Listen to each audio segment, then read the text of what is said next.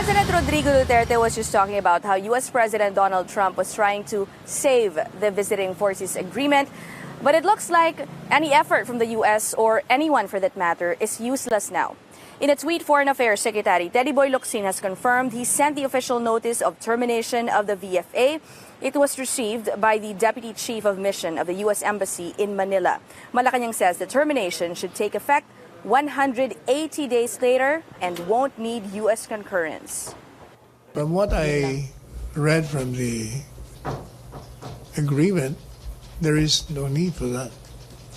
There's no response needed. So the president can terminate it unilaterally by himself? Yes.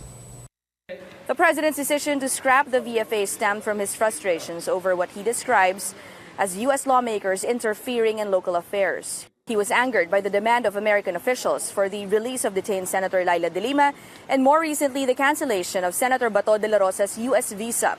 Now, what does scrapping the VFA mean for the Philippines? Well, it means the end to joint military exercises between the Philippines and the U.S. The Philippines also stands to lose U.S. assistance in intel gathering in dealing with threats like human trafficking, cyber attacks, illegal drugs, and even humanitarian assistance in times of calamity.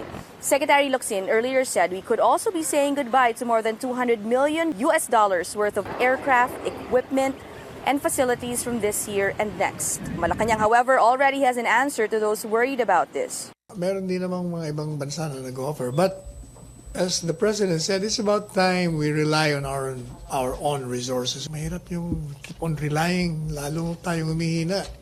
Malacanang has so far only named one country, the United Kingdom, that has expressed openness to signing a new VFA with the Philippines. Secretary Salvador Penelo says any new VFA is welcome as long as it is fair on both sides.